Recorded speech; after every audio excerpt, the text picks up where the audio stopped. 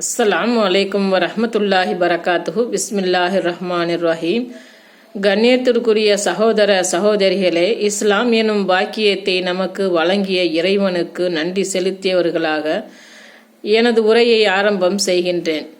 இன்று நாம் காண இருக்கும் தலைப்பு இஸ்லாம் வலியுறுத்தும் விளையாட்டுக்கள். மனித உணர்வுகளை மதிக்க தெரிந்த மார்க்கம் இஸ்லாம் மட்டுமே. ஏனென்றால் இஸ்லாமிய மார்க்கம் மனிதர்களையும் அகில உலகத்தையும் படைத்த இறைவனின் மார்க்கம். இறைவனுக்குத்தான் படைத்த மனிதனின் உணர்வுகள் பற்றி தெரியும். இஸ்லாம் விளையாட்டுக்களை பொறுத்த வரையில் அதிலேயே மூழ்கி கிடந்து அடிமையாகாமலும் அடுத்தவர்களுக்கு துன்பம் கொடுக்காத வகையிலும் மோசடி சூதாட்டம் இல்லாமலும் உடல் ஆரோக்கியத்தையும் சிந்தனையும் சீர்படுத்தக்கூடிய விளையாட்டுக்களை அனுமதிக்கவும் செய்து அதை தூண்டவும் செய்கிறது. இன்னும் இஸ்லாம் நம்முடைய உடம்பை பேணுவதையும் வலியுறுத்தியுள்ளது. நபி ஸல்லல்லாஹு அலைஹி வஸல்லம் அவர்கள் கூறினார்கள், உன் உடம்புக்கும் கண்ணுக்கும் செய்ய வேண்டிய கடமைகள் உள்ளன.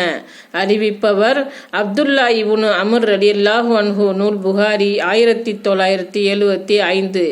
இஸ்லாத்தில் மார்க்க வரையறைக்குட்பட்டு சந்தோஷமாக கொண்டாட வேண்டிய பண்டிகைகள் நோன்பு பெருநாள், ஹஜ்ஜு பெருநாள்.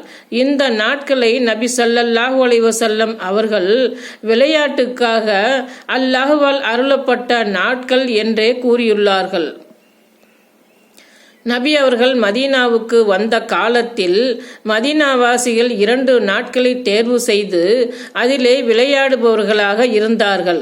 அப்போது நபி ஸல்லல்லாஹு அலைஹி வஸல்லம் அவர்கள் இது என்ன நாட்கள் என்று கேட்டார்கள். அறியாமை காலத்தில் இருந்து இந்த 2 நாட்களில் தான் விளையாடி கொண்டு வருகிறோம் என்று அவர்கள் சொன்னார்கள். அதற்கு நபி அவர்கள் இதற்கு பதிலாக நோன்பு பெருநாள், ஹஜ்ஜு பெருநாள் என்ற 2 நாட்களை விளையாடுவதற்காக அல்லாஹ் உங்களுக்கு வழங்கியுள்ளான் என்று கூறினார்கள். அறிவிப்பவர் அனஸ் பின் மாலிக் ரலியல்லாஹு அன்ஹு. நூல் அஹமத் 13622.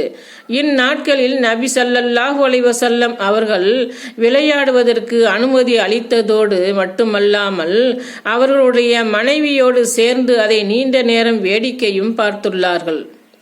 பள்ளிவாசலில் கருப்பு நிற வீரர்கள் விளையாடி கொண்டிருந்தார்கள். நபி ஸல்லல்லாஹு அலைஹி வஸல்லம் அவர்களோ என்னை அவர்களுடைய மேலாடையால் மறைத்திருந்தார்கள். நான் சலிப்படையும் அளவுக்கு அவர்களின் விளையாட்டை பார்த்தேன்.